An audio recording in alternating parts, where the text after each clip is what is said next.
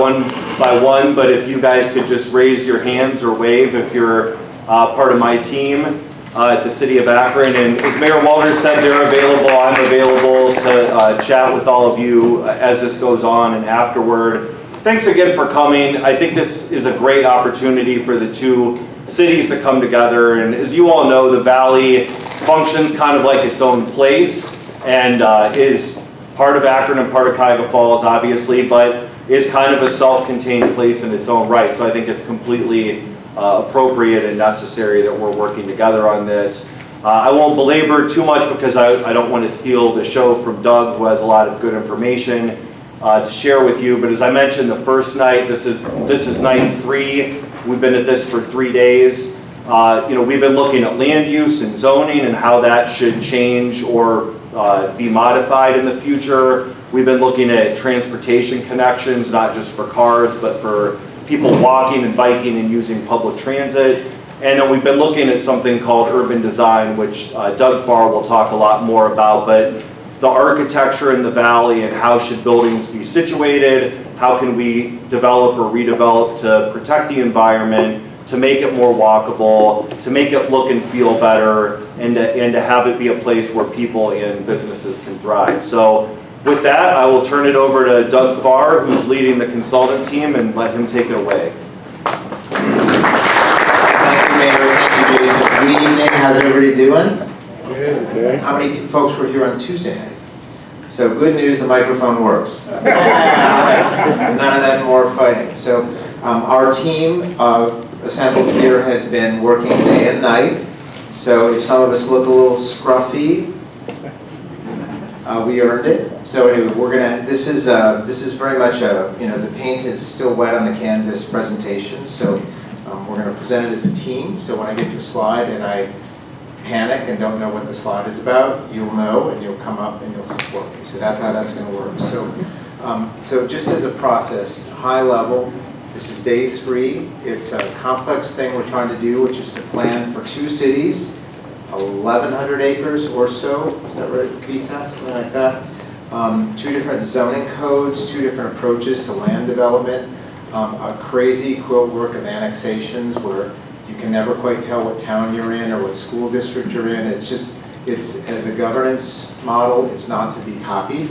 But that doesn't mean that there isn't great cooperation both between the mayors and the staffs of the 2 towns and as taxpayers and voters and all that kind of stuff. From my outsider vantage, this is what towns should do. They should cooperate when there's a problem that's only solvable through cooperation. So exactly what that course is and what the plan will say is very much a group process. Regard the back wall. There's 100 feet of drawings and plans and comments and post-it notes. So we have, I think, recorded, not if it's true, the back row is saying yes.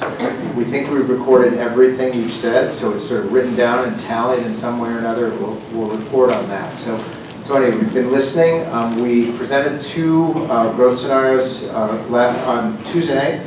And we got a lot of feedback. Some things people loved, some people they didn't like that much. So the things that weren't liked as much hopefully went away or got better. So that's it. And what we're going to do is present. We've got a ton of stuff. We want to get through it, and then we're going to just have open discussion.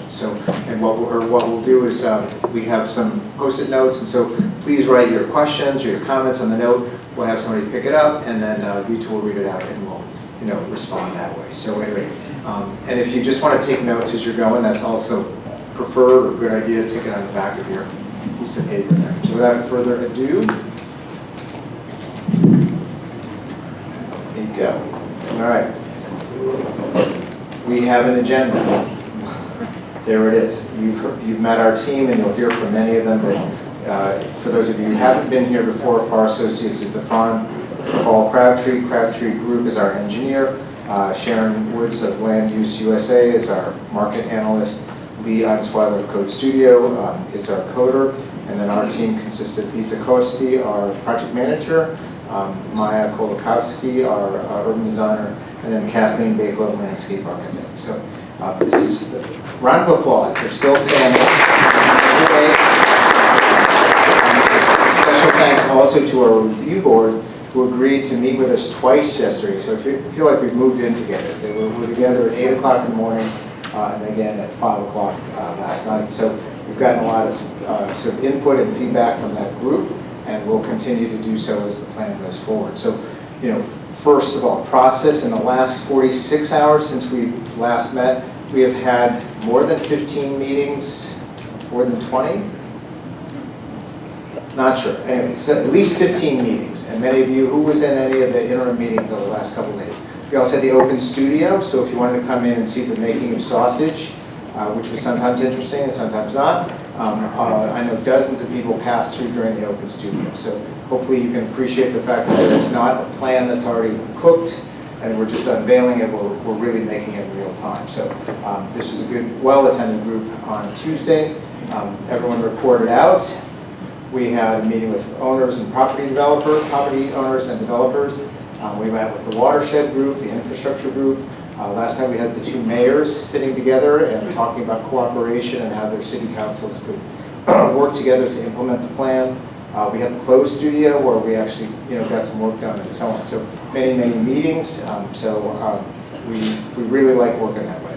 So and then in terms of feedback, we, as I said, the Post-its on the wall are there. Lots of them. Oh my gosh. Lots of them. Sharon, is this where you come and help me? Yes, I do. Thank you, Sharon. I will happily step in. Okay. Thank you so much. So there's a lot of maps on the back wall with lots of Post-it notes.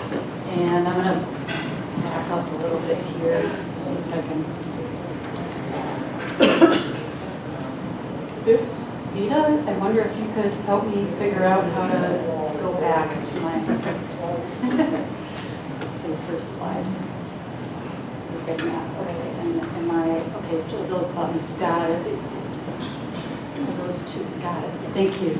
So I guess I need a class in technology, but I can certainly count Post-it notes. I think I did a good job. So the big map. There's a couple of overview maps back there. I really encourage everyone to just kind of browse and read some of the comments. I can promise you, I have not memorized all of the comments on every Post-it. There's a couple of other things I want to clarify. Some Post-it notes fell off and ended up on the floor and were gathered up. I've gathered all of those Post-its and found a home for them on all the maps. So any Post-it that fell down got reassigned somewhere. Some Post-its also I moved. So there were a lot of notes that were put on the big map that I said, you know what, this really goes with things that 5 other people said over here. So I peeled that Post-it off and I put it on a different map. So if you're looking for your Post-it, I don't want you to think that it somehow got taken off or got lost or something. It's on one of the maps, I can almost promise, but it may have been moved. So I just wanted to clarify that for you. So on the big picture map, there were a couple of Post-its, a lot of big ideas on the big map. And if it was a very specific idea on a specific part of the plan or sub-area, then I tried to move it. There are a couple maps where we looked at watersheds and floods. Thies Road came up, Thies Woods. There were 9 specific comments where that was mentioned. So again, you can see some of these notes I gathered from other places and put them all here and realized I had 9 specific comments to this. It was not part of the study area. So the cities defined the study area, we didn't, I understand that it's very much on your minds, but it's not part of the study area. So in the interest of time, I'm going to keep plowing forward. This one is really my summary, and again, I want to really emphasize that your comments are not lost. I taped every Post-it note onto the map so that when we roll them up and take them home back to the office to study again, they don't fall off, they don't get lost, they'll get read again by the team, by the FAR team when we get them back to the office. They've been read probably 10 times already.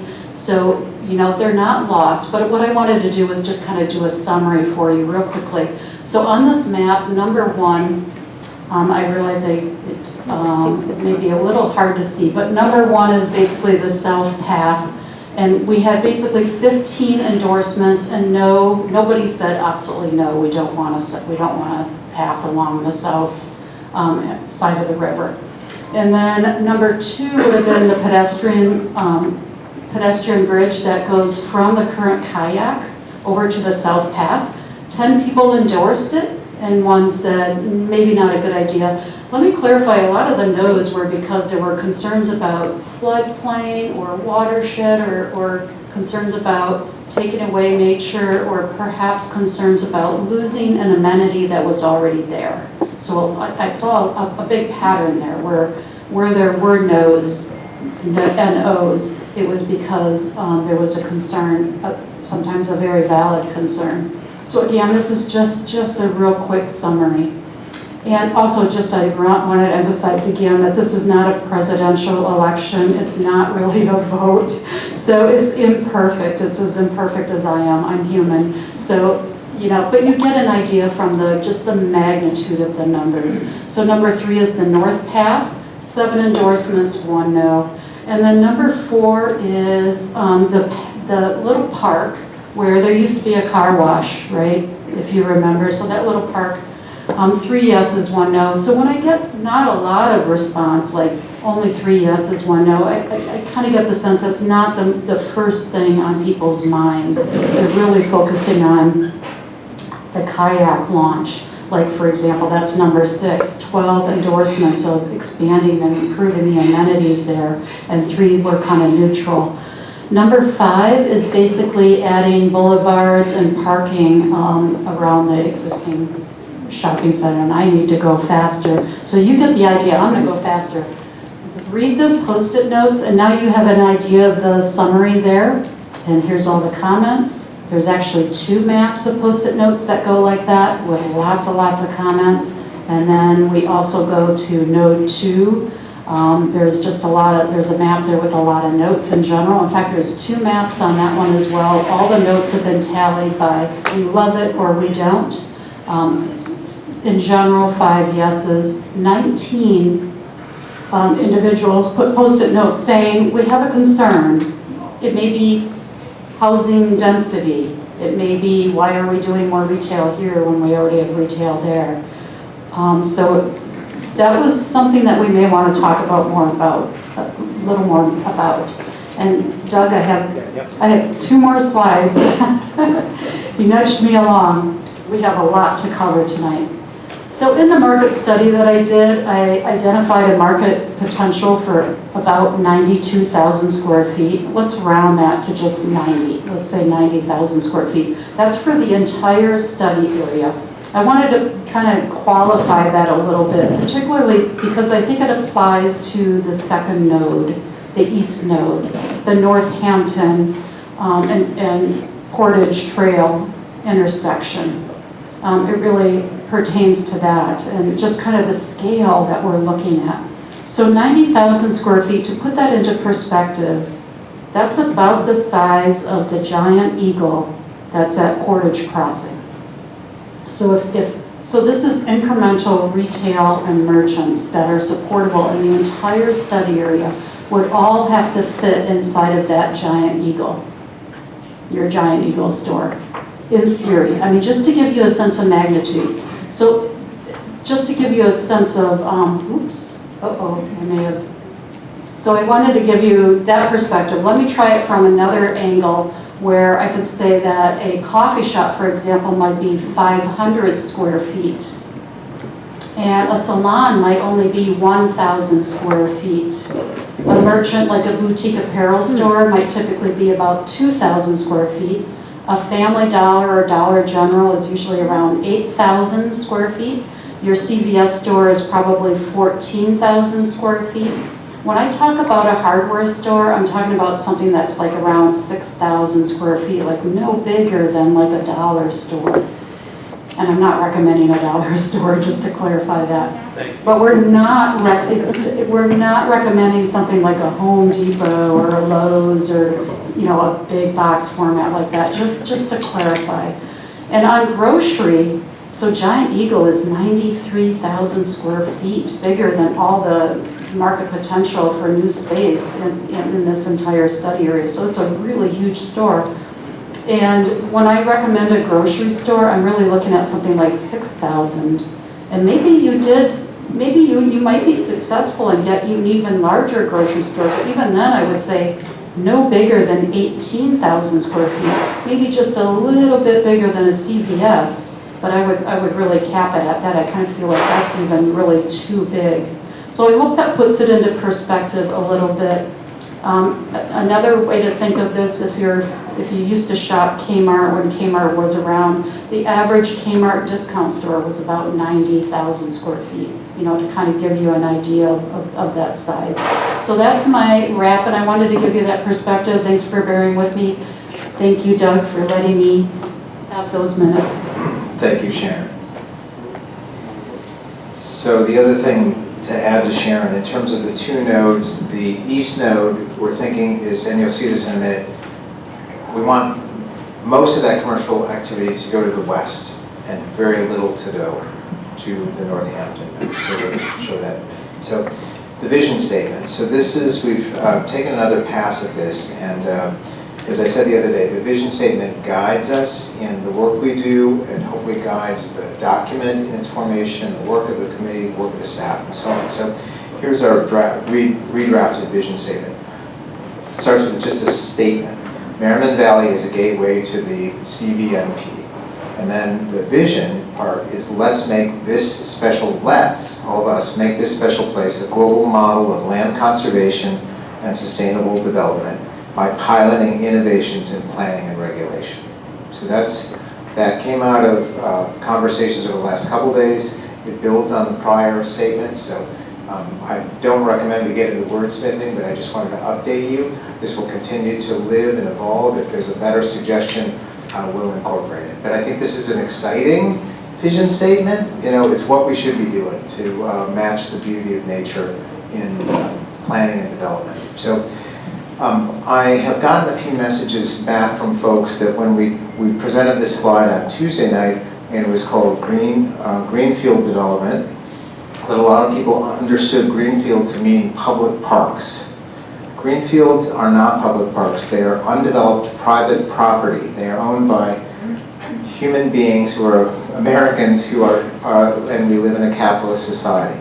And as we all know, any of us who own land or private property, the land comes with rights, the rights to develop it. So anyone who heard me say the other day, 45% of the study area is greenfield and is therefore protected, no, I'm not saying that. I'm saying it is undeveloped private property with the potential to be developed. Okay? Does anyone, any lack of clarity on that? Great. So our opportunity here is how do we balance private, I can't see you. Who's that? I wanted to know how much of that is publicly owned city green space land? That's on another slide. So this is all private land. How much?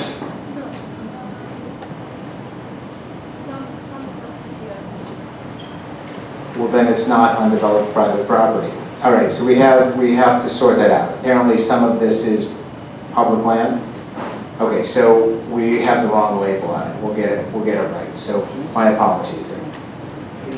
All right, any other points of clarification? All right, so policies and rules. I think this is where I'm going to call on Lee to talk about rules and regulations that exist today. Lee? Thank you, Doug. So a lot of people have been talking about riparian setbacks, and having seen some of what things look like around here, I can understand why you might be interested in riparian setbacks. So here's a couple of images of portions of your riparian corridors today.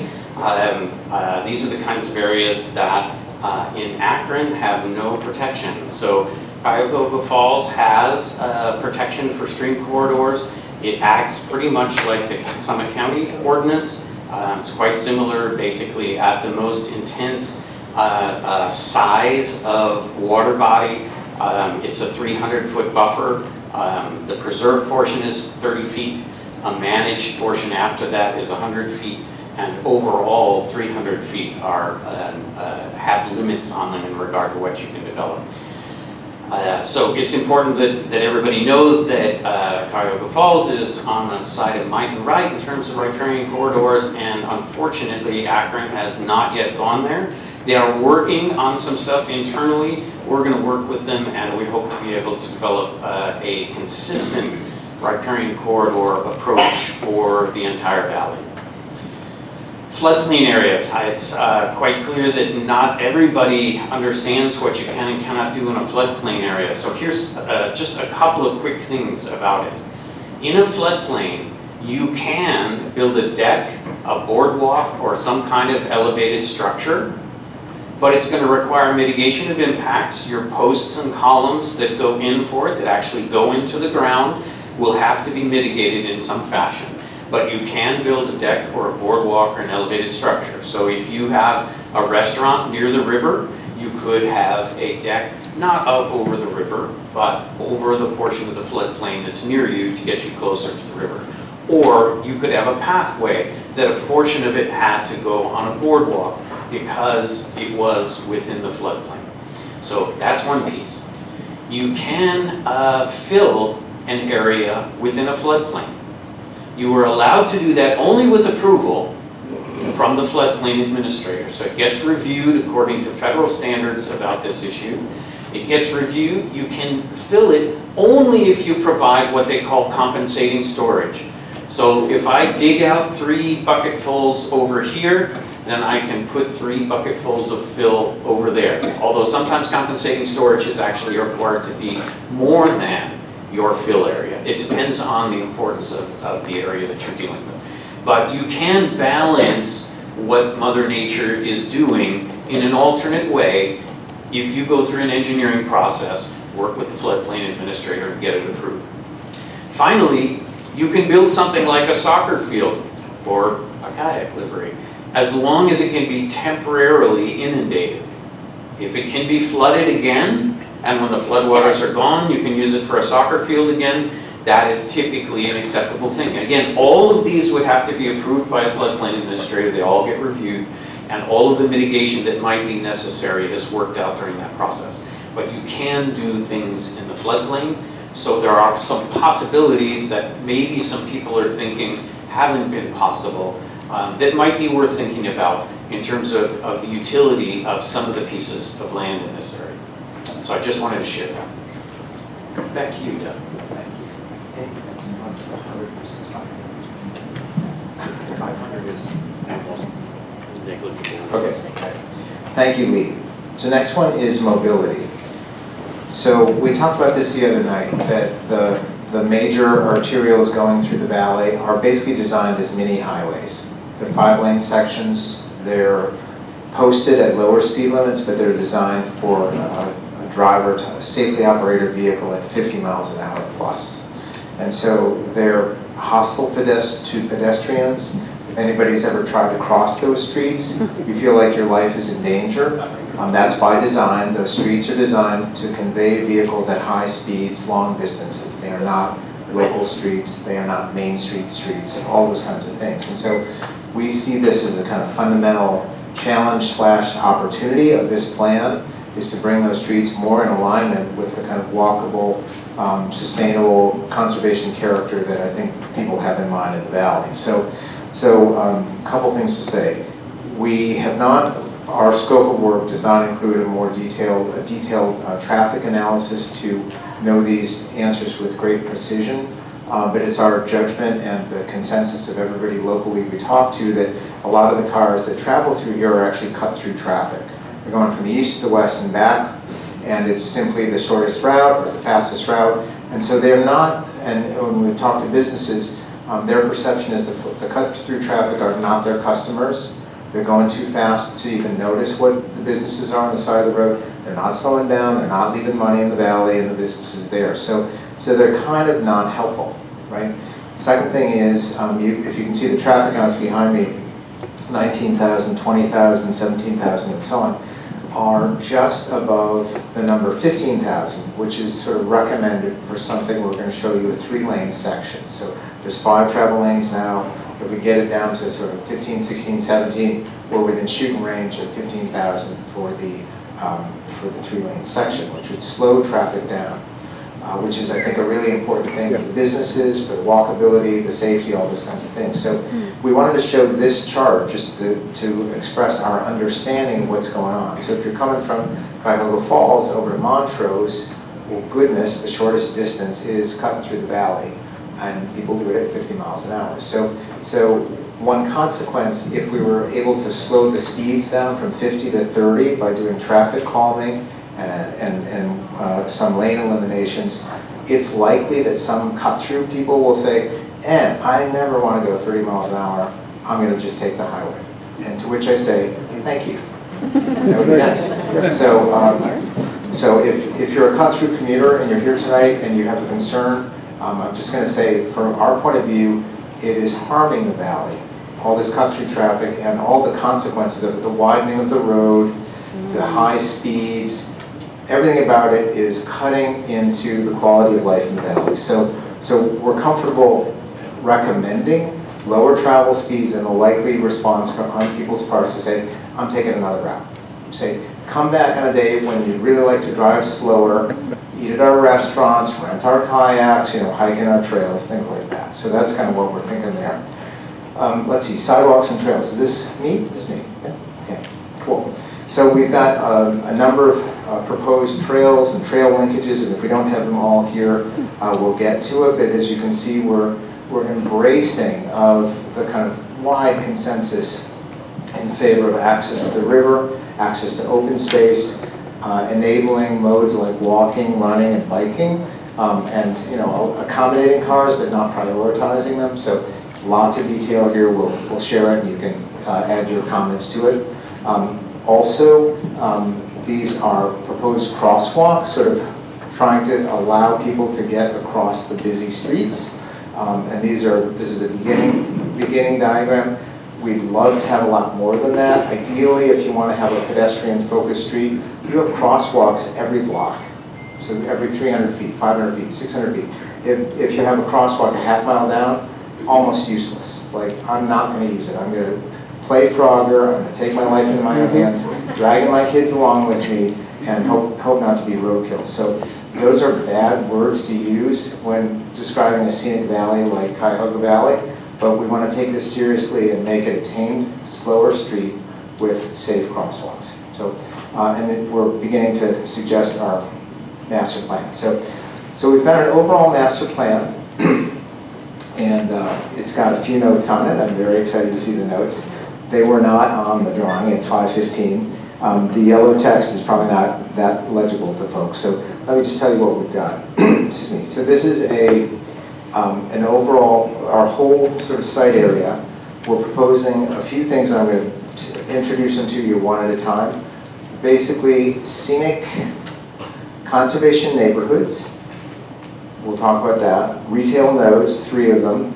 Scenic corridor, riparian buffers, and then the existing subdivisions are mapped and noted. So let me take you through. So,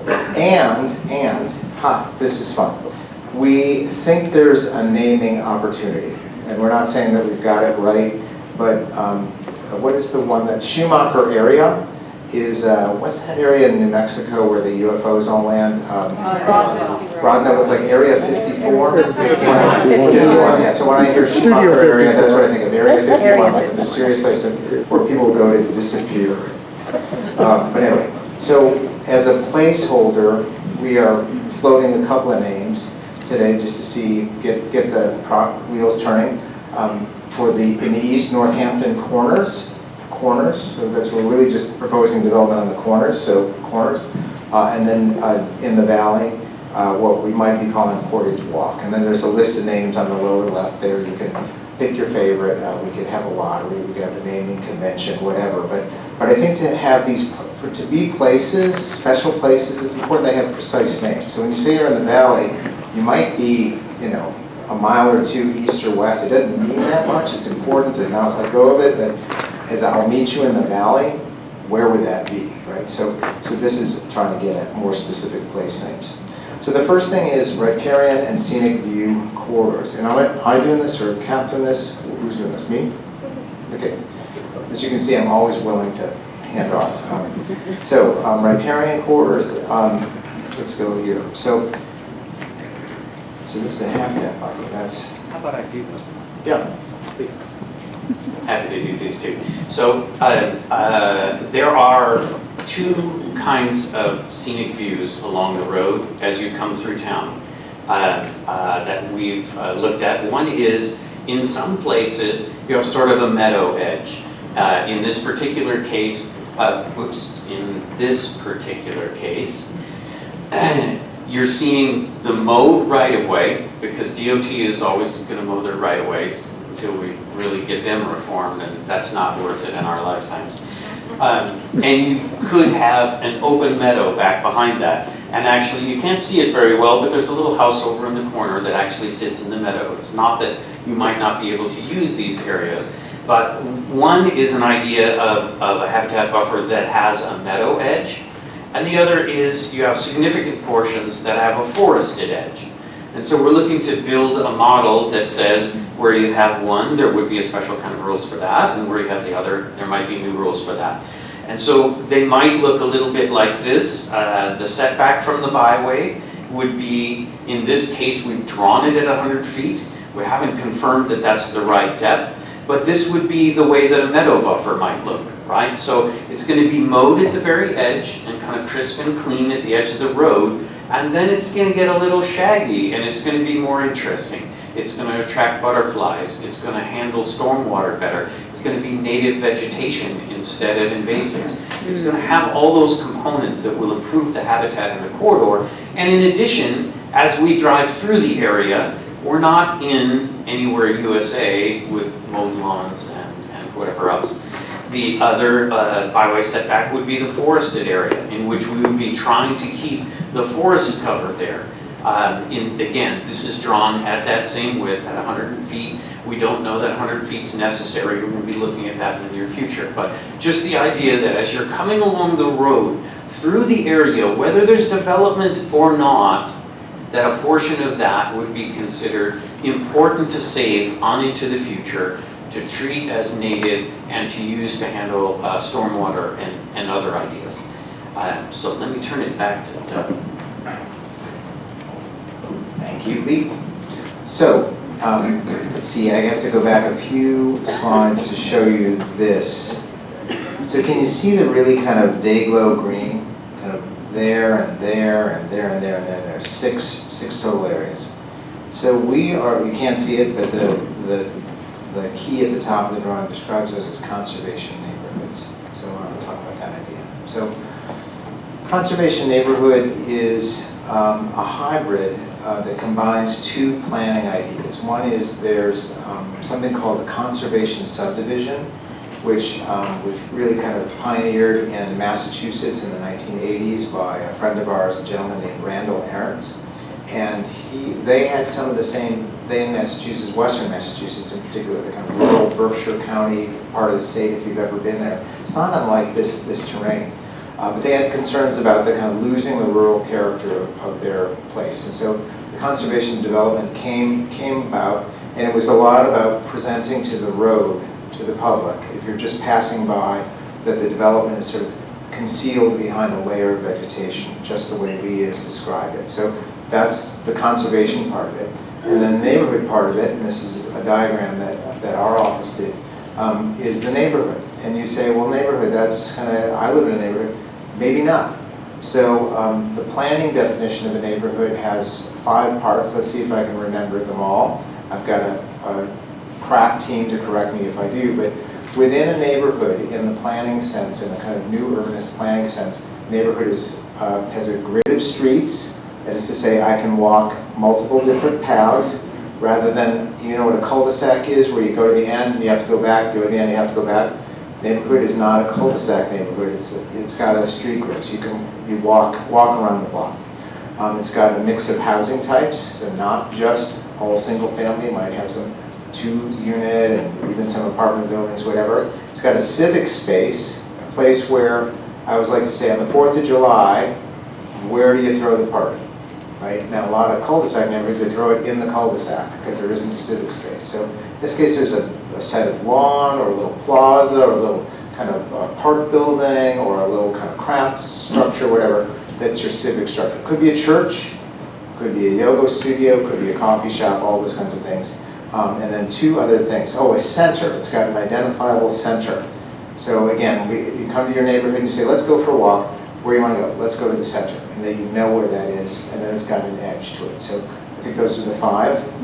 I'm not going to make eye contact in case I screw up. So, but those are neighborhoods. So here we have not designed any of the proposed conservation neighborhoods, but we chose some plans and some images to begin to kind of evoke what we're thinking about. And so you can see here this image is a pretty good example that combines neighborhood and conservation. So for example, you can see in this plan that the green area represents land that will not be built on. So it is set aside for conservation. But this would be private land. So a developer comes in and says, I own everything in this drawing, and I negotiate with the town, and the rules prompt me to make a place like this, a conservation neighborhood. So what do you see? It looks like all of the river ravines and kind of sensitive areas have been set aside and protected. We like that. You can see these little sort of loops of streets so that, again, I can walk around the block, and in fact, there's a bigger loop I can do there, a bigger loop I can do there. So it's not the kind of out and back of the cul-de-sac, it's loop streets that interconnect. And then a variety of housing types. So that's an illustration of what a conservation neighborhood could be. Here's another example. Again, you can see this is not our region, not a drawing we did, but it's analogous in the sense that there's a water body, there's a fairly generous riparian setback, and then behind it is a neat walkable neighborhood. And you can see this sort of park here with the kind of sidewalk that crisscrosses. That's an example of a neighborhood center. Hey, where do you want to throw the 4th of July party? It's pretty obvious it's going to be on that, on that park block. So that's an example. And that builds civic unity. More people know each other's names, they know their kids' names, they know who belongs and who doesn't, when you've got social cohesion in a neighborhood. So that's part of the values we're trying to bring forward in laying this out. Here's another example of, in a variety of housing types. You can see there's lots of single family, mostly single family, occasionally some townhouses or 2, 3, and 4 unit things on more of the kind of bigger street kind of down the middle. There's a civic building with a pool behind it, and a tennis court. So like, wouldn't that be nice? I'd like to have one of those. I don't have one of those in my neighborhood. I'd like to have one of those. So maybe you can get one. So these are all kind of just illustrations. Here's another one of, again, beautifully drawn, kind of really tight, just 1 block wide with a lot of kind of conservation around it and setbacks and so on. And then just for those of you who have an interest in sustainability, climate change, decarbonization, energy efficiency, renewable energy, any of that kind of stuff, it's a project of ours in Illinois, a place called Granite City. And we designed a whole neighborhood, and pretty much all the buildings, all the houses have solar panels on them. So, and what's interesting about this is that we were able to keep some tree cover and solar panels both. Because sometimes when you put solar panels on your roof, somebody says, take down all the trees because the energy won't be as fully produced as possible. So if you're smart about the planning of it, you can have both. So I'm just putting that out there as a kind of what if. So those are the conservation neighborhoods.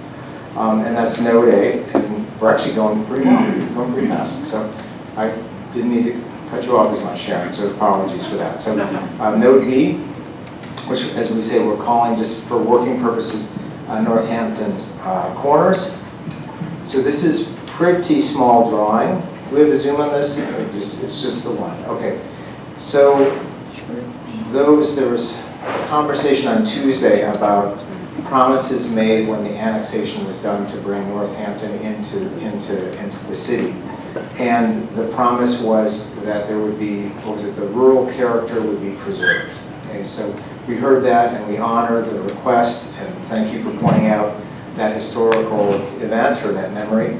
Apparently 16 years ago, if I'm right, the zoning for this little corner here, basically the gas station, the little carpet place, the pizza shop, and then these 2 other corners, was zoned, the zoning was changed to allow mixed use development.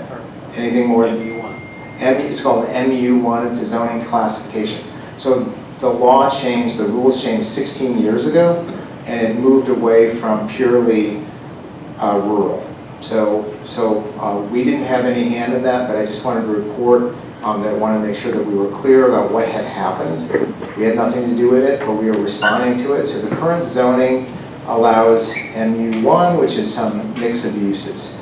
So what we're proposing is a sort of simple 4-corner strategy.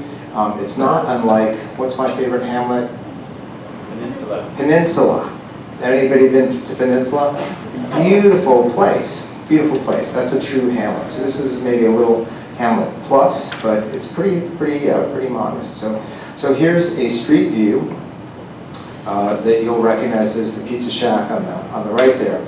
And then here's kind of a first rendering. So I'm going to go back and forth here. So you can see these are pretty fast working drawings, but let me go back. So Pizza Shack in a sea of parking, which is not in character with the valley. That's a strip mall. That's a drive-through. That's an auto-dominated land use. And so we think we can do better by pulling the buildings a little closer to the street and having the parking sort of tucked behind. So we're showing here two-story buildings, the suggestion of maybe a little, some townhouses that go down the street to the south there. And just as a reminder, this corner, the south side of Portage Trail extension here, there are power lines. And so there's a mandatory 30 or 50 foot easement on the south side of the street. So in our scenic byways proposal, we're proposing a 100-foot setback on both sides of Portage Trail extension and all the other streets that we showed on the map. So anyway, back to this. So there'd be some setback we're required to, but because of the power lines, and then a fairly modest residential approach there. And then we met with, who's the family we were sitting down with yesterday? Gloria and Frank, are you here tonight? There you are, good afternoon. Lovely couple, own some land here and have lived in the neighborhood forever.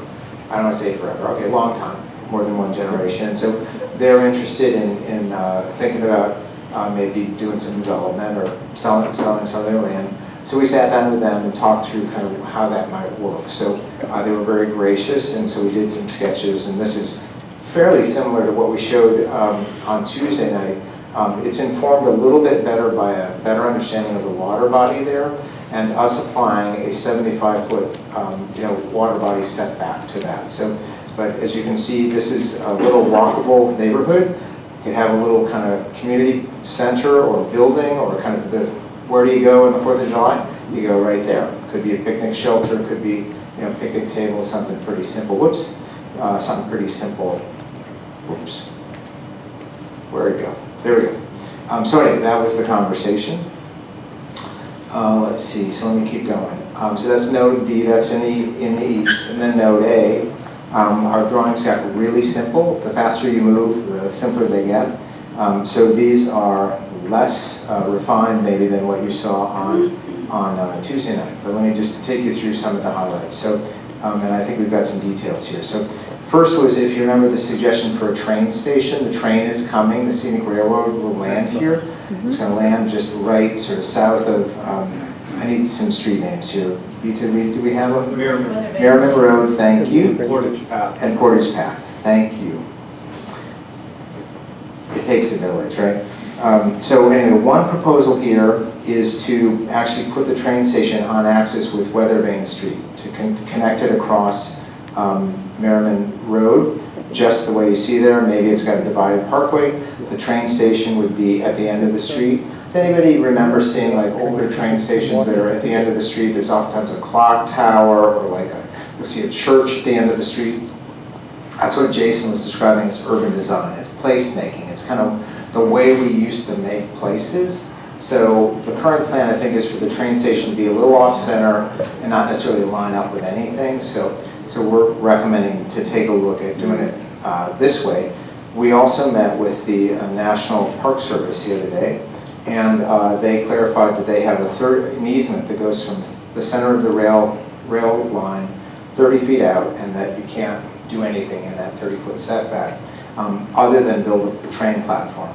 So we're recommending a train platform be continuous this whole edge, and that can do double duty, I think, as a sidewalk. So anyway, the proposal here is to maybe we can slip a lane, service lane behind all those businesses, and over time they can choose to redevelop, build closer to the street, and then they might even have 2 doors, a front door and a back door. So here's just a kind of placeholder for like, this is not a design, we're not selling this, it may be more train station than you want, but in terms of something that would be beautiful at the end of a street terminus, right? It seems to know that you want to look at it. It's tall enough so that it reinforces the street and so on. So just as a kind of an example there. So that's the train station. The roundabout. So we talked about this the other day, that Portage Path and Merriman Road is a mess, and that when you're in the morning commute, most people make a right turn. In the evening commute home, you have to go make a left turn, which requires waiting at the light, sometimes stacking, waiting. We've heard stories of people waiting multiple lights, changes of the light signal to get back in. So a roundabout, which everyone's now familiar with, none of us were 20 years ago, and few of us were 10 years ago, but now it's pretty commonplace. So a roundabout would actually sort of solve some of those waiting problems, and we actually have done some engineering studies, preliminary engineering studies, to sort of see what it would look like. So I think you recognize where you are here. So here's our sketch that shows what's called a single-lane urban roundabout. So this can carry about 20,000 cars a day. So even if we didn't reduce the car counts in and out of the valley, this facility would accommodate what we need. So this is a first pass, and you can see there's sort of sidewalks. What's really cool about it is that you can actually, as a pedestrian, you can actually walk around the circle and get over to the river. So we declare success. So it's a case where this would not come cheap. On the other hand, there's a high cost, I think, to the way that the roads and the traffic drag down the valley. So I think it's an appropriate public investment, and we're starting the conversations with the folks that would find the money, and then the folks at typically at state DOTs that will find it challenging to approve for various technical reasons. So let me just go back and show you. Here's the before and here's the after. So it seems viable. There are definitely questions that the design will have to answer, which we could go into a little bit. And then here's what we showed on Tuesday night was what we call the hot dog version of that. So if you can see kind of more tubular or sausage shaped, whatever you want to say. So it's a version of what we just showed you that elongates the traffic circle. And apparently that seems to be working. Some version of that could work as well. What is appealing about the longer version, or some variation on it, is it is starting to make a public space. So if you can imagine, anybody ever been to New England, where they have the kind of town green, it's kind of a nice lawn. So this would be sort of building spacing across a green, one to the other. And the traffic around this green would be one way, kind of circulating like that. So it could be really quite an attractive way to land in what we're calling Portage Walk. And why we like the name Walk, just for today, is what do you do at Portage Walk? Walk. Yeah, you walk. So what's good about it is the title, it keeps us on point. Is the decision we're about to make, the investment we're about to make, advancing the vision of a portion of the valley you care to walk to. So next one is the Riverbend Park. So again, very sort of simple drawing here, but we like putting the park there, and then we proposed a trail, if you remember, along the apartments here. So I think we have a transformational drawing here. So here's what when you're standing there, you can see along the back of all of those apartments, the fire lanes that are there, and the fence that prevents you from walking along the river's edge. So this is private property. So this is not something I can wave my wand and say, it's a done thing. And the apartments, I think, are owned out of state. That's right, I'm not sure if we know even who owns them.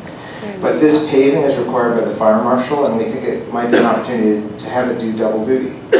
Carry pedestrians, carry bikes, but it has to be designed so that we don't lose people's privacy. So here's a sketch that says maybe there's a fence so that all the folks that live on the lower floor of the apartment building have a private patio, their barbecue, there's folding chairs and so on, go out there. And then on the river side of that, we could have a continuous public pathway. So we think that could be a really exciting thing. It's not a gimme, it's not an instant, but I think it could be a transformational project in terms of linking, getting better access to the river, which everyone wants, and providing a connection to where we hope to provide a pedestrian crosswalk. So does everyone recognize this rock? Yeah. What is this? It's a piece of limestone, like an obelisk? Or what? It's got a surveyor medal on top of it. Oh, it's got a surveyor's mark? Okay, cool. So anyway, hidden behind this is a river. So we have used modern technology to imagine clearing the brush. Watch that. Let me show you again. Cuyahoga River? Nah. Cuyahoga River? Yeah. Nah. Yeah. Nah. Yeah. So we think that's a good idea. Anyone prefer not to see the river? Yeah, Okay. I like the vegetation. Like the vegetation. Okay, so maybe there's a middle ground. We keep some vegetation and a view through. So we don't disagree with you. But anyway, in terms of, I think we shared this earlier. Our first visit to the valley, we were here a day and hadn't seen the river yet. We've driven all around, never once saw the river. So I think that's also a missed opportunity to say, I could be the person that invites my wife back for a nice weekend to hike the thing, canoe the river, whatever, but if I never see the river, I wouldn't know to do that. So anyway, we think that this is a win. Okay, and then street sections. This is just to say, we've talked a lot about Merriman Road, but we have honestly done the thinking to apply these same speed reduction strategies to all the streets, all the streets in the city here. So Merriman Road, North Portage Path, Portage Trail Extension by the CVS, and then not by the CVS. So, and these are mixed-use trails and sidewalks and so on. So, you know, I think we showed on Tuesday night some hypothetical bike trails that were right on the apron of the street, and they are dangerous, and we aren't recommending these. These are all protected bike lanes. Yeah, so we like that. And that's what we got. So we're eager to have some discussion. So we have a system proposed, and Daniel and Vita are in charge of it, I believe. So let's give ourselves a minute to get organized. And so what we want to do is, if anybody has a question or a comment, we're going to distribute Post-it notes, which are where? They're all on the table. Okay, already on your table are some Post-it notes and some pens. So if you'd be so kind to sort of write a question or write a note, and you know, we'll bring it on up, and we'll do our best to answer them. And then if we don't get to them, they'll go there as well. There's a question from the back, sir. Is there a chance to speak publicly about any of this? I did not understand you. Is there a chance to speak publicly about anything that we've discussed today? To state publicly, this is public. Is there any chance that the public is going to have to speak to everybody today, or is it all going to be through the note system that you're talking about now? Well, what do you want to say? Well, I'm glad to opportunity now. Thank you. My name is Phil Dixon. I'm 34 years old and from Akron. I grew up here. I just purchased my father's house, the house I grew up in. I went through agricultural schools, both volunteer for Summit County Metro Park. And I spend most of my time actually in Arlington, Virginia now. That's where I live. I have an environmental background, policy, urban planning focus.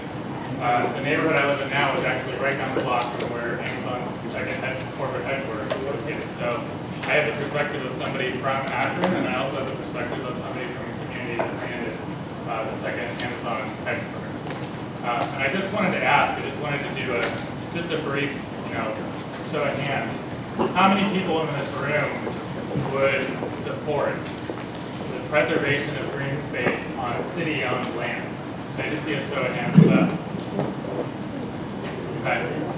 Okay, well, do you see this? Councilman, I hope you see this. Planning Department, I hope you see this. And the second thing I want to mention is really with regard to what you said about private property, because it suggests that people can do whatever they want on private property, when really the cities that are involved here, they have a guiding hand in this process.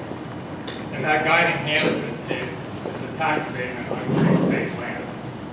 And so I want to ask the group here, I want to ask how many people would support removal of the tax abatement on green space land and the application of it only to the areas that need to be redeveloped and reimagined?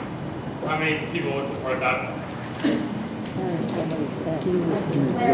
For clarity, what I'm seeing here, just candidly, if this is a recipe for sprawl, we just got the census. It showed 100,000 people gone in 60 years, 10,000 in the last 10 years.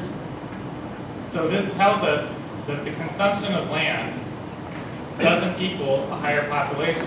So if I may, If you can What keep I'm it talking brief so about- that others can what speak, I'm sir. talking about with a tax abatement is when you apply tax abatement to green space land at the edge of the city, you're encouraging sprawl.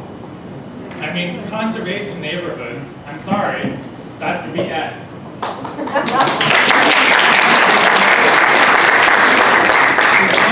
neighborhoods are the existing neighborhoods that don't eat into green space. So you can plant native plants, but they're not going to replace the ones you wiped out when you compared them. And so I just wanted to bring attention to this. I drove literally 6 hours this morning from Arlington, Virginia. I've been kind of following remotely. I care about the area, I care about the land use, and it ate me up inside growing up here, seeing a declining population and an increase in the consumption of land. It made no sense then when I was growing up, and it makes no sense now. And we shouldn't support a master plan that doesn't call for the preservation of green space on city-owned land and the removal of tax abatement on green space land. We don't want to encourage sprawl, we want to limit it, and we want to fix the areas that are broken.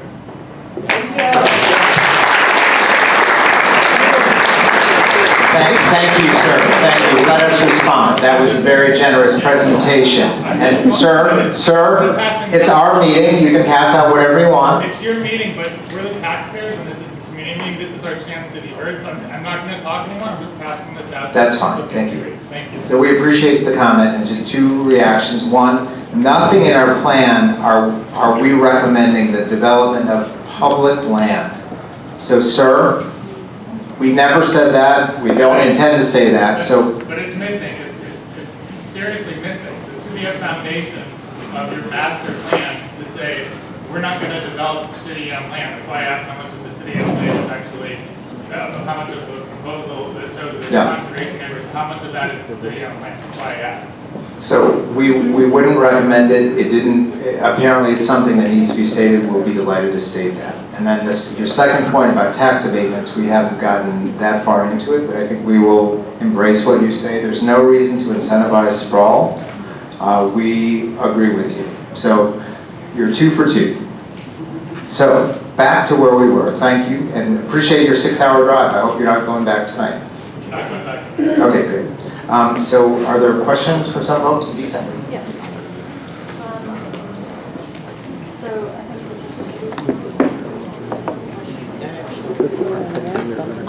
So the first post-it I have here is, did Granite City start in a blighted area of the city? Can she speak up? Oh, I'm sorry. Thank you. The first post-it I have here says, did Granite City start in a blighted area of the city? So the project take your mask off when you speak, that's fine. And then the project that we showed, Granite City, the question was it started in a blighted area of the city? And yes, it was a redevelopment area. It was a 1940s public housing development. So this is what replaced that. So yes, it was a redevelopment project. Next. Okay. Where will cut-through traffic go? So we'll go back to that slide. There we go. So whoever posed the question, I direct your eyes to the screen. So the cut-through traffic we think is coming from the east and going to the west, or coming from the west and going to the east. So if it didn't cut through, it would go around. See the black dashes? So I'm sorry, so let's see, these routes, US 77 on the south and US 271 on the north. I'm sorry? Way out of the way. Well, no one is telling anyone where to drive. But it's not realistic. Yeah, it's not realistic. I just want to say one thing with regard to that.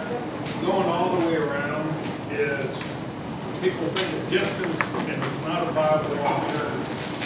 They would rather speed through, go slowly through the valley, pass through without touching the merchants, rather than going all the way around, which is probably 12 miles. So if you're studying incorporating the wraparound to avoid going through the valley, I think that's all. Yeah. thank you for your comment. So as we say, we do not decide who drives where.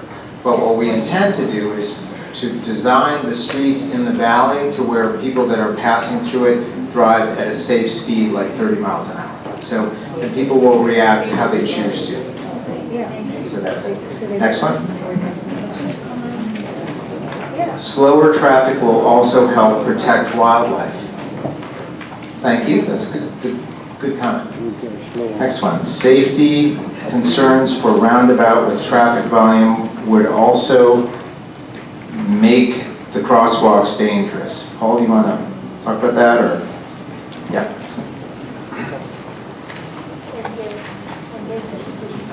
I have walked the area, I did a walk on it, and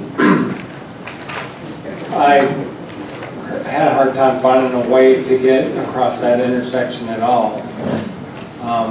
The roundabouts do have, as we showed on the diagram, they do have pedestrian crossings distant from the circle itself, so there's not a conflict with vehicles turning. You said it's a one-lane roundabout? Yes, sir. It's one lane. Yes. You're gonna get all this traffic through that one lane and that roundabout. That'll slow them down. I think it's pretty, Yeah. The diameter of the roundabout seems kind of small. Look at the diameter of that roundabout. So the inscribed diameter is 100 feet or more, and it's designed to be able to for a WB50 truck, that's a semi truck, can negotiate the roundabout. So next question is, where in Node A is the scenic neighborhood intended to go? So let me show you this. So can you see these sort of dashed lines? They come in from the east, they go north and south on Northampton Road, they are along Portage Trail Extension, Akron Peninsula Road, and Merriman Road. So basically we're proposing that there be a scenic setback for all of the major streets through the area. So to whoever asked, it was where in Node A is the proposed scenic neighborhood intended to go. So if you can see in this diagram, the little kind of red box there, that's where the existing zoning has the M1, MU1 zoning. And immediately at the edge of that would start the scenic setback. That's what we'll think about. Let's see. Then why don't you use the historic Old Portage name? Anyone like Old Portage? All right. See how this works? That's a good discussion. All right. Thank you. Who came up with it? A young person came up with Old Portage. You're what? I'm in my mid-50s, I'm not that good. Way. I'm so old I can't see it, so there you go. Let's see, the node 2 yeses are misrepresented. 3 of the 5 are not yeses. Okay? So Karen will double check that. Okay. Thank you for catching that.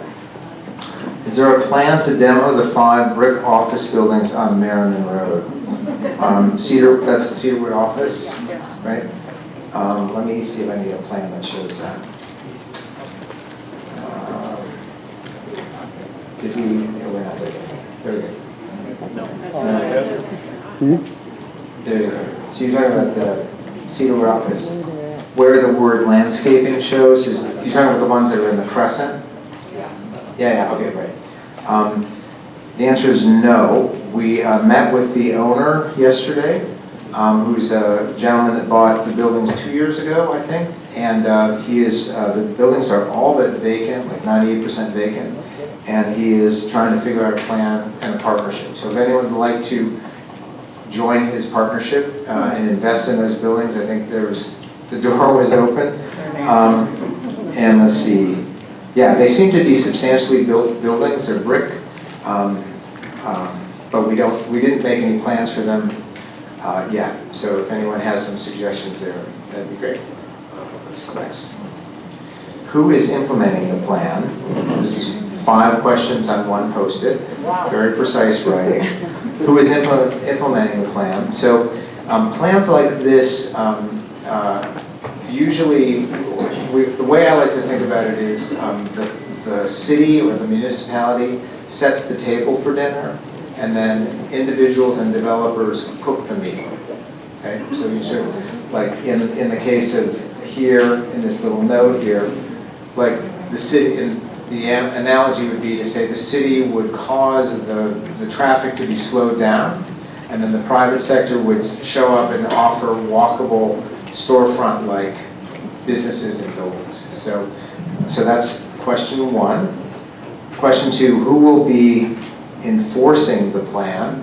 So the first part of the project is this plan, and that'll get wrapped up in the next couple months, and then it'll be followed by the regulations and zoning code. And that's what Lee's company is doing. And so that we will make recommendations to the 2 towns, and that will go, those will be proposed zoning changes and amendments. They'll go to the 2 zoning commissions, plan commission, city council for adoption. And that would probably happen sometime next year. So, and once those rules are in place, they tend to apply to any future work that's being done. If you want to build a new building or tear your building down and replace it with something, then the rules apply. They tend not to apply to existing buildings, or only rarely. Change in use might be part of Yeah, if you change uses, like from office to residential or something, that can trigger a zoning review. Let's see, are they rezoning the area? Yes. Who are the developers? I think the list, I don't know the list, but they're, I'm not sure how to answer that, but I think the identities are on a list in a public way somewhere. What happens after they submit the plan? So when we are done with our work, which will be sometime this fall, the 2 councils will, the councils will review them, maybe make amendments or changes to them, and then we'll go through an adoption process over a few months' time. And then once they're voted on, they become part of the regulating plans for both, for this section of town, for both towns. Let's see, I haven't heard anything about the existing Towpath Trail. How is it incorporated into the plan? Well, it is lovingly incorporated, and we propose to expand it. Let me see if I can show that to you. And it may be, you can see that yellow line on both sides of the river. We are proposing to expand the towpath to be both on the south side of the river and the north side of the river. So currently it breaks away from being along the river's edge and then kind of threads through some office buildings and by Blimp City bikes and so on, and then travels along Merriman Road. So you lose the sense of connection to the river because it was routed that way. It was done for expediency, which is why we showed those renderings about how you could, I can't remember quite where they were earlier in the deck, poke through and use the fire lane behind those private apartment buildings as just kind of a great thing to do. Was that, have I passed it yet? I think we're towards the end of the day. Towards the end? Yeah. So we want to expand, we embrace it. We didn't talk about it because we think it's excellent, and we want to expand it. So here we go, getting there, not there yet. There we go. If you remember this slide, so this is, we're standing kind of right where in fact that's the towpath in the foreground, where it's leaving the river and going inland towards Merriman Road. So we're saying, wouldn't it be great if it just continued right along the river behind all those apartment buildings? So let's see. How is road diet affected by adding about 500 plus homes, and how is road traffic affected by an increase in tourism? So I think it's a question about traffic. I think it's what this is about. So if more tourism comes, it will add people to the area. Your pinch points on traffic are commutes. It's morning and evening commutes. So tourists tend not to be commuters, and so yes, new visitors to the area would add additional trips, but they will tend to be off-peak, and will be kind of, your roads have capacity to accommodate more driving at those times. So let's see. What about new residents? New residents. So if new residents are commuters, well, if new residents are there, they're not actually part of the crunch point of cut-through traffic. So that's a consideration. But they live there, but maybe they work from home. I haven't met them yet, so I don't know. Related to that, when would you do a traffic assessment? You said you haven't done yet. How can you say all these things about traffic when you haven't done any assessment of it? Well, so we're professionals is what we do for our day jobs. And In so the last 5 years, the traffic has gotten so much worse in the valley with what's down there now. It's Yeah. hard to believe that, you know, by putting in a roundabout and telling people to slow down, it's going to get better. Right. Thank you, ma'am. So we are actually at this stage of the process, we are exercising our professional judgment. All of the design studies you've seen are designed by a professional engineer.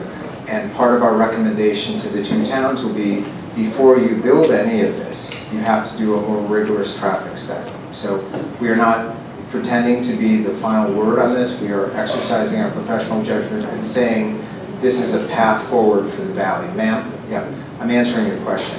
This is a path forward for the valley. Okay. Next, how can you propose a roundabout without a traffic analysis? Oh, okay, sorry. You double dibs. You wrote it down and you spoke to. Next, have you addressed the chop up city annexation issues of different Akron and Cuyahoga Falls addresses through the area? I wish. If anybody has a suggestion on what to do about unmixing the towns, Lee does.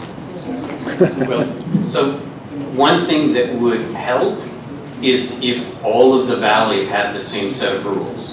So that's where we think we're headed. We worked most of today. I worked with both planning staffs, their zoning professionals, and we had one of the city attorneys with us, and we were talking through how to make sure that we have a consistent set of rules through the entire valley so that this line doesn't matter. That's the best we can do right this minute. Yeah. So I want to ask your permission. We're officially at time, but we've still got good questions coming. If you want to stick around, can we keep going? If you need to leave, please, do so. But otherwise, we encourage you to stay. So let's see. How does your scenic and setback corridors address the water issues caused by development above watershed of a river at risk and erosion? So this is part of the conservation neighborhood approach. Let's see, where was that? I think here. So there's a couple of books. Oops, I must have missed it. There's a couple of books lying on a table over there written by me.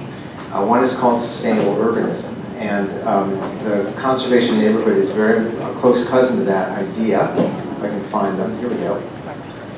All of the developments that we've shown you illustrated here are those that have enough open space to allow all of the stormwater runoff to be accommodated on site and have no discharge to a river area, right? So all of these little kind of pods and loops and so on, or if they're in more block form, you can design a development to have what's called BMP, best management practices for stormwater.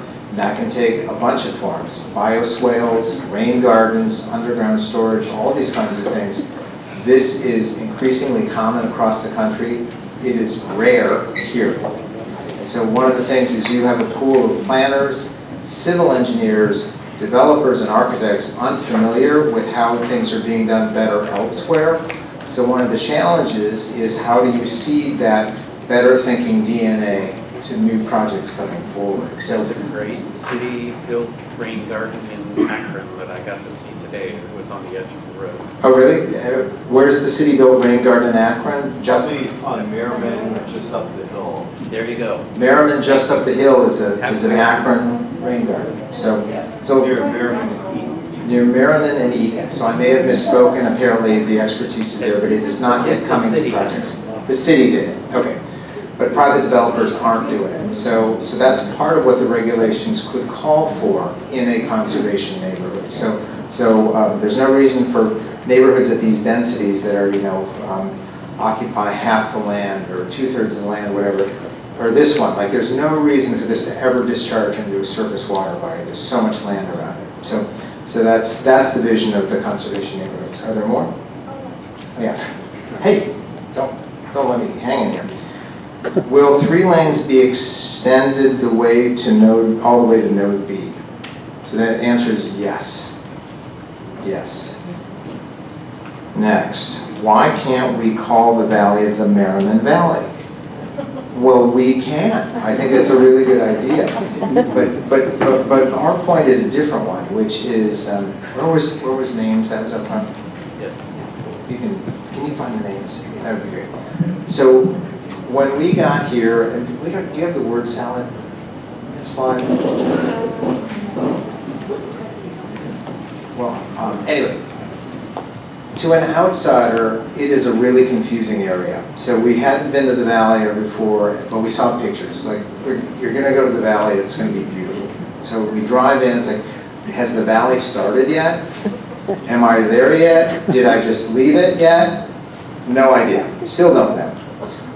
There's signs for all kinds of other things. There's a county metro park, there's a metro park, there's a national forest, there's something called the Schumacher area, a trail. It has the biggest sign of all of these things. So it's like a billboard for something not that important, a sign missing for the name of the place. So it's kind of crazy. It's just kind of crazy, and it amplifies to me the kind of crazy quilt of, is it Akron or is it Cuyahoga? I can't tell what this place is. So part of what we're talking about is if is there a commonly agreed to name for that corner there where we propose the circle? Would everyone say, let's navigate to this place, tell me concisely what it's called? Well, right now it's Merriman Valley. Sorry? Merriman Valley. Merriman Valley is that corner? Okay. Well, maybe it works. But I'll just say Merriman Valley also feels, to some people, we did an exercise and we can't find it. We asked a few people to map what they thought things were called, and their planning staff, these are people who do this all day, the 4 of them didn't agree on anything. Did not agree on a thing.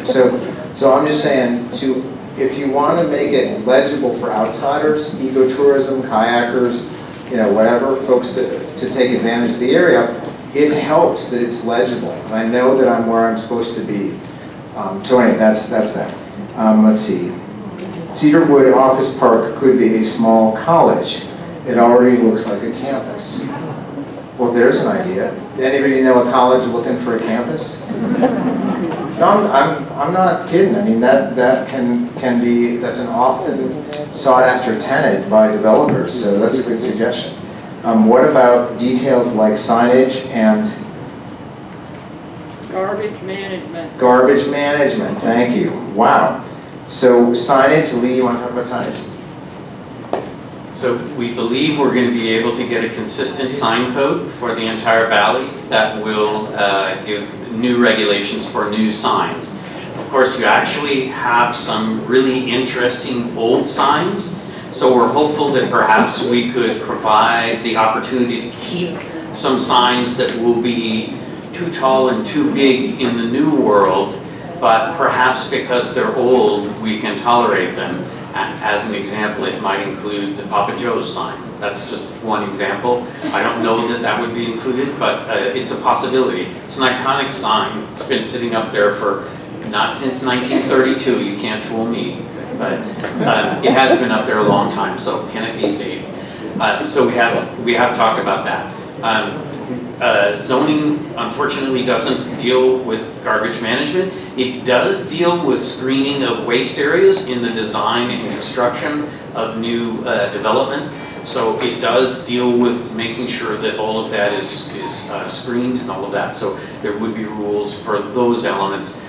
But if you meant like, is the garbage truck guy going to do the right thing and close the gates again and some stuff like that, it doesn't work with that. Just in the valley, the garbage cans are on Akron Peninsula Road, like literally on that part. That's the thing you see when you drive by, and if you're walking there, it's like, you gotta be kidding me. It's like the worst possible design. Is that just one day a week when they're picking up, or is that they leave them out there all the time? No, that's the location of them. And so Yeah, that's likely to change in all the new rules. good. These keep coming, these are good. Maybe we could use the original Native American name. So what is it?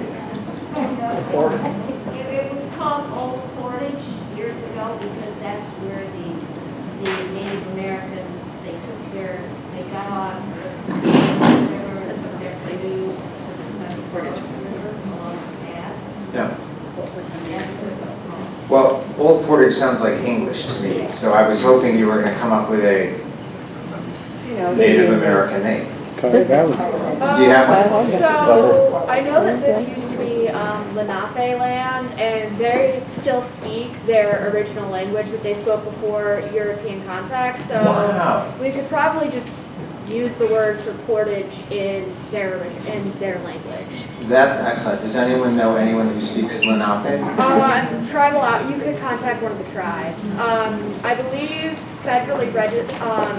they're federally registered as the Delaware tribe, but tribal cultural outreach is usually very happy to help people with translations, so. Okay. Well, there were many tribes here. Yeah. There were many, many tribes in this area. It's not just for tribal name. Lenape were refugees. Yeah. Well, so there's a fruitful process to improve on names. Let's see, Portage is the name of the neighboring county. So confusing. How about Hopewell Valley or Crossing for the Original Habitats? There you go, Hopewell Valley. Seems so positive. I'm very excited by the prospect of a walkable commercial area in the western node as a place where I can eat, shop, walk by the river. We need to emphasize that this area can be so much better. Thank you, whoever said that. That's kind of the vision we're talking about. Could I piggyback on that? Please, yes. Just very briefly. Usually I only speak when I'm being critical, but there's one thing I really agree with, and that is the traffic problem through the valley, which is a huge part of the issues for dealing with all of the things we've been talking about. And I've lived in West Akron for 60 years. I've been a biker in the valley. I've raised 5 children here. Believe me, I've used it, I've experienced it. The traffic is coming down Portage Trail extension, going around the intersection of Akron Peninsula Road and Merriman, so that they can go on up Smith Road and toward Fairlawn and Montrose. It goes to the west in the morning, it goes to the east in the evening. I do it myself. I live near Highland Square, I work in Cleveland. I drive through the valley all the way to Everett Road, go past the covered bridge and up to I-77 on Wheeler Road. We need to give people a disincentive to do that. And that's why I support the idea of narrowing those roads down there, not expanding them to take more traffic, making it less fun for anyone who wants to get from northwest Tiger Falls out to Montrose to take a different route. So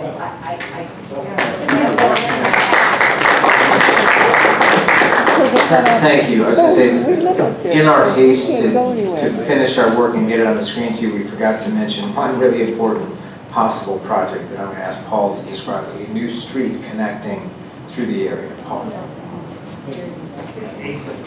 So one of the principles of urban planning is a block structure, and you'll see it in the historic parts of town. It's got a really basic block structure. There is none here. There's just super blocks. They're like miles in distance, and it makes it really, connectivity is really challenging then.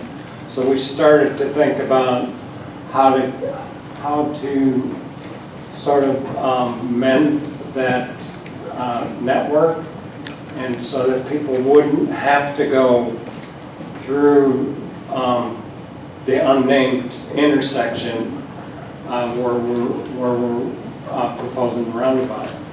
And that there's a potential. This is Merriman Road, this is Weathervane, and this is Akron Peninsula. There might be a potential to make a connection through there for bicycles, pedestrians, and even vehicles. You already looked at the park there? Questions? Anyway, so sorry we forgot to mention that. Any more to say? They just keep coming. Conservation neighborhoods could deal with lighting and dark skies. Thank you, thank you. So dark skies is when you go out back and you look up at the heavens and you can see the Milky Way, that's a gift. That's a gift of being alive. We thoughtlessly light the night sky with floodlights, overlighting, street lights that shine up, not down, and so on. So some of the most sought after cities and particularly tourist destinations in the country, like Jackson, Wyoming, Traverse City, Michigan, have embraced dark sky standards. Thank you.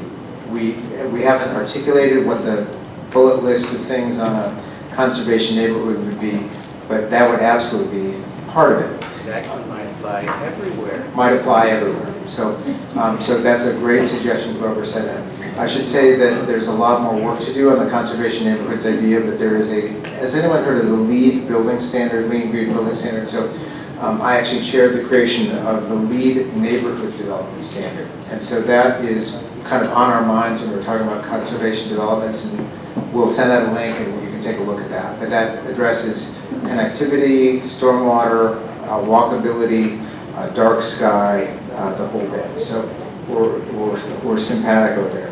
Is the goal to make the valley more accessible for Akron and Cuyahoga, or to build more houses? Our goal is not to build more houses, though we are adults and we recognize that all of those landowners have some property rights. And so that then the rules are asking for the wrong things sometimes, so the rules have to ask for the right things.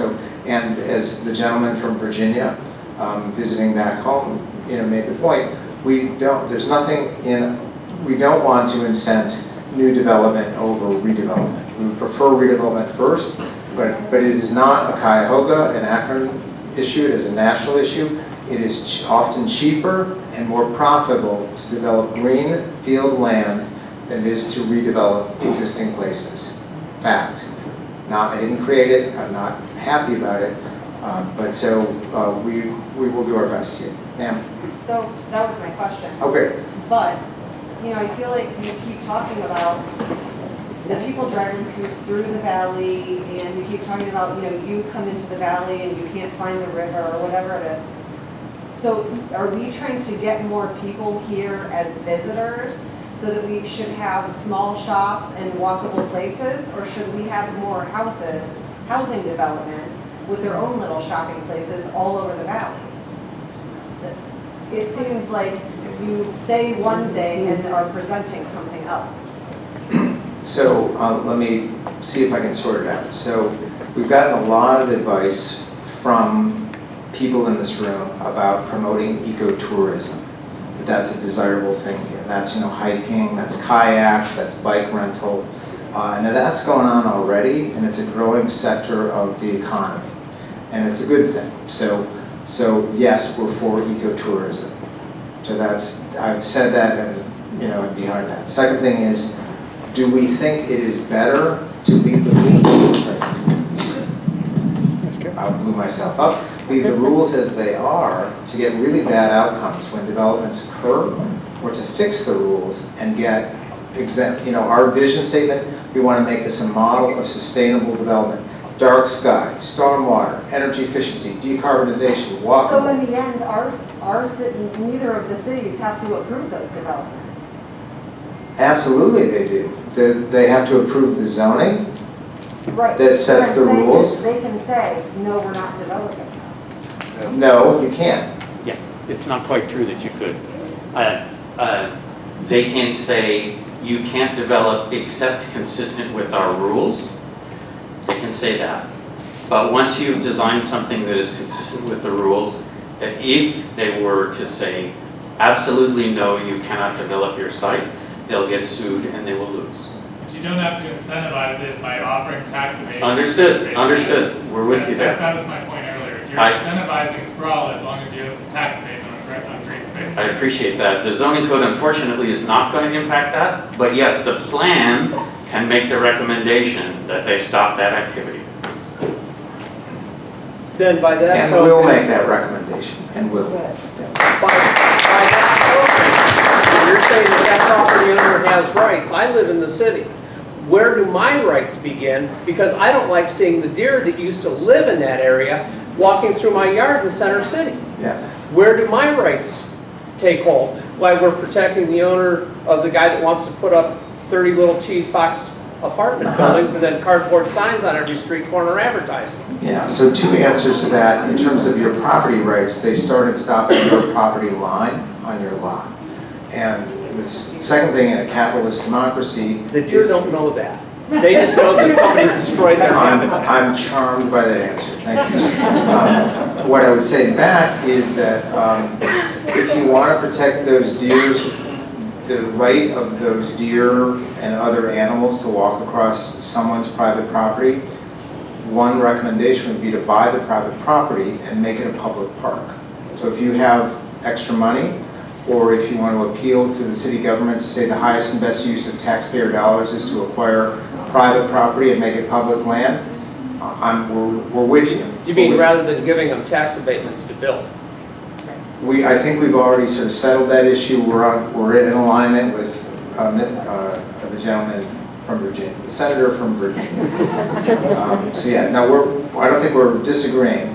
But I will just say, it is someone's private property and those deer are passing on private property. If it was a public park, it's protected. So if you want it protected, make it public, not private. Or, as we showed in some of those conservation neighborhoods, if you make it a conservation neighborhood and, a third, a half, 20%, whatever the number is, of the land is, I just missed it. Sorry.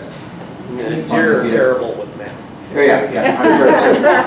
But my point is, if you take, 20 acres of land and develop it as a conservation neighborhood, and 10 of it is set aside, and that 10 acres is where the deer want to be, that's protection for the deer. And that's protection you don't have now, because the whole thing could be developed. So it's not a perfect system. Nobody hears Bill Gates or whatever, Warren Buffett, and is going to write a big check and buy all this stuff. But I'm making my point not necessarily for you or to argue with you. No. I'm making it for the people that are going to be writing the code to know, to understand. So one last little point. When you do conservation design, one of the elements that you look at for your site and the connections of your site to adjacent sites is where the critical habitat is on it today. And that's the number one thing that goes into the open space. So at least on the sites to be developed, things will get better. And when you get adjacent development, typically those corridors get extended because we all know that habitat needs to be connected to work for everybody. We have a problem here now in the area where properties are clear cut and then somebody decides, hey, let's put a subdivision in here. And because if you say let's put a subdivision in, at least in the falls, they have, you have to keep so many trees. But if they clear cut it first, there's no protection. We'll check into that. Thank you. Can and will bike paths be included in the byway setback buffer areas? Kathleen, could we put bike lanes in the 100-foot buffer? Yes, indeed, yeah. We were showing them on the road in these illustrations because we have those wide roads. Yes, we can. And again, as Lee mentioned, we're showing a 100-foot buffer. That's not carved in stone by any means. In our illustrations, we were showing bikes on the road. The roads are pretty wide and can accommodate that. But certainly, as we design these it would be lovely to have bike paths weave into those buffers. In the riparian buffers, they have to be pervious.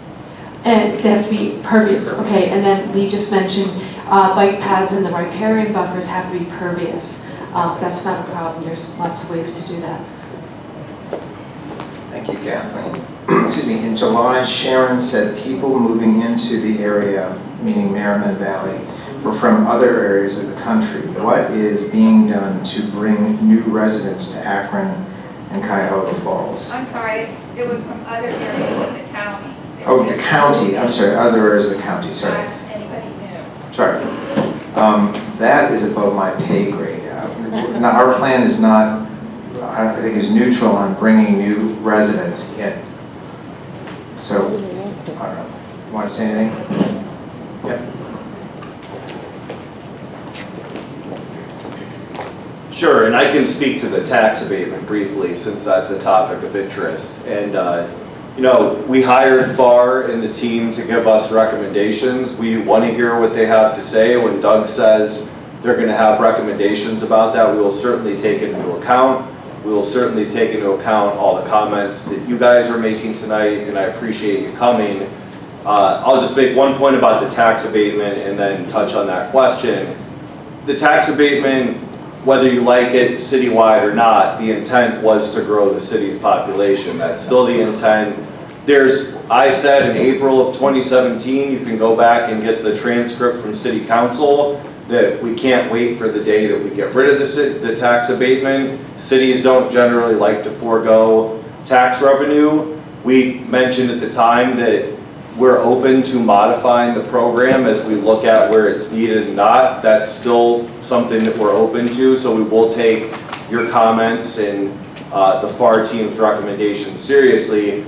In the Valley, and this is a point of discussion, and you guys don't have to agree with me, but there is the possibility also, everyone's envisioning tax abatement to build in greenfields, which has happened, so I'm not going to say that hasn't happened, but it can be for already developed areas. Now, you can be the judge of whether you think that should happen in the Valley at all, but that office park we were talking about, if it gets torn down, the tax abatement could incentivize, you know, better, smart growth too. Maybe you still don't like it, and that's fine, but I just wanted to make that point that it doesn't have to be applied that way, and that can be something we can consider. We could look at limiting it further geographically. But to the question that was asked, I mean, the mayor feels very strongly, I won't speak for the Falls, we want to grow the city's population. Having that citywide tax abatement, it has helped the city. We lost 8,500 people this census, we lost 18,000 the census before. So although we still lost people, the rate of decline has slowed, and the tax abatement didn't really have much time to kick in. So, and as all of you know, there is infill going on in the city as well. So it's a balancing act. We're here to listen to you. We haven't made any decisions on it. We will most certainly take this fine group of people's recommendations into account. Thank you. Let's see. Do not remove vegetation near the riverbank. Ecosystems are important and you should not destroy them. That's what the riparian setback. That's what the riparian setback will do. One other thing to say, it struck us when we were thinking about this, proposing this riparian and byway setback, was there is an instinct, and you see it right up and down here, is that when you have a commercial business, you mow everything. And so that is counter to my sense of what the valley wants to be, right? So it is a more sort of natural area, more about tree canopy, which helps with stormwater, it helps with habitat and so on. So it's delicate because you can't really regulate someone from mowing their lawn, but you can change the culture of the place. So some of the recommendations that we would love insights and suggestions on is how can we mark and celebrate those parts of the corridors that do it right, that make nature beautiful and kind of rich habitats that maybe make sure that the invasive species are removed, all those kinds of things, as opposed to more lawn mowing. So that's a cultural shift. That's not America. We love our lawns. But I think the renderings we showed about the beautiful kind of meadow mow the edge and then let nature take over in the back is kind of is the right brand and the right move for Mother Nature in the valley. So see, has a conservation organization such as Trust for Public Land assessed the potential for buying conservation property or easements in the Merriman Valley? So I'm going to call on, his name Peter? Is Peter here tonight? Peter from the, Peter Bodie, is he here? Can anyone speak on behalf of Peter's organization? I assume this is what they do all day. West Creek Conservancy. West Creek Conservancy. But I don't know if TPL has been to the valley. Andrew, any insights there? Doug, I don't have an insight there, but I think we missed an opportunity with Mr. Segedy. So, Jason, I believe you kind of postulated, would we support abatement for redevelopment? And I don't know, show of hands, who would support abatement for redevelopment? What we're against is abatement for development. So in the case of River Woods, we had an abatement applied when we had a development that was directly across the street that proved that the velocity of transactions was not a problem. It wasn't a but-for type issue. So I hope that that's clear. I think everybody in this room does not want to see the CRA abatement used uniformly throughout the entire city. Not when it is not necessary. So why leave the tax revenue on the table? Thank you. Thank you, Andrew.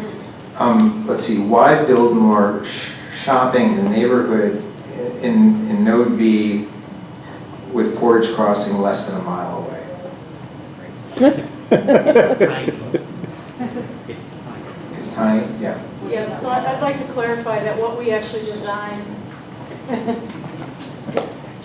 Yeah, so out of the 92,000 square feet of retail that is supportable, that the market will bear, I'm not sure that we really have room for all 92,000 square feet. So actually, if we took about 10,000 and put it at Node B, I mean, I'm imagining really just a restaurant and some conveniences, not really, kind of not destination retail, just neighborhood conveniences. And then another 10,000 square feet would fill existing vacancies. We're actually down to about 70,000 that could be allocated. And I'm not sure that we really even have room to put another 70,000. So the 92 is just what the market will bear. I realize I'm not entirely answering the question, why put it at the node? It provides neighborhood conveniences. We're seeing it just as, the Four Corners again, a place to add another restaurant. A restaurant helps the existing pizza parlor, for example. Is there a development with Node B? Is there a development? A housing development? Within Node B, is there a? Not at the Four Corners, but behind that, yes. Okay, so you're providing shopping for then the housing development that you're going to put with it? Absolutely not. So I'm not providing housing to encourage the development of those residential units on the southeast quadrant. I'm actually providing retail as conveniences for all of the residents that live throughout the entire trade area of that node, and perhaps some conveniences for commuter passerby traffic. Let me be clear, I've been cautioning this group, the FAR team, from the very beginning to be very cautious that we not overbuild retail. I've said no more than 10,000 square feet, a couple of restaurants and some conveniences, because I don't want to fragment retail. I don't want to undermine the node that's at node A. So I'm very cognizant of that. We want to be very careful and very conservative in terms of planning that and making recommendations on that. If we do nothing with Node B, my concern is that we could end up with something we really don't want. So I feel that 10,000 square feet is tiny. It really is tiny. It's a very small amount. It's a hair salon, it's a restaurant, it's a boutique, not even a boutique, it's a dry cleaners. That's about it. There's 20,000 there. And there's 20,000 square feet of commercial uses there now with the carpets. Carver store and the gas station. Yeah. Yeah. So I am the walking dead, so I've got a couple I'm going to read, and maybe we're kind of close to the end. Most of the Post-its, if you haven't had your question asked, they're on the board here, and we feel like we've covered it a couple of different with prior questions. So these are a couple of statement ones. Can you establish a causal relationship between abatements and the rate of decline in population loss? No, I don't know. That's a great policy debate. Come find us after, we'll chat about that. No roundabout. It would increase traffic accidents with the volume of traffic that feeds through the area. I'd rather sit at the light a couple of times for safety. People do not yield. So they don't yield. And pedestrians don't have the right of way anymore. Right. Pedestrians don't have the right of way. Not in the valley. But they should. Absolutely. Yeah. Well, that's those evil cut-through people. All right, so I think this has been a great listening session. So our next steps are to clean this up and send it back to the working group, which is called the Review Board.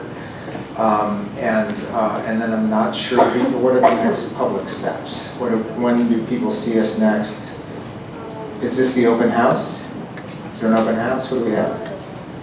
Okay, we're not remembering what we're doing next, but We're writing a plan and we're writing a zoning code.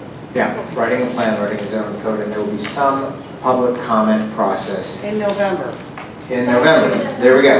Thank you, right, yeah, that's why we write things down, so when we're brain dead, we can't remember. But anyway, I want to thank all of you for your patience and your good questions. I want to thank the team for still being vertical. I want to thank our colleagues and staff at the two towns who have been wonderful. The leadership, if the mayor's still here, you're a real trooper.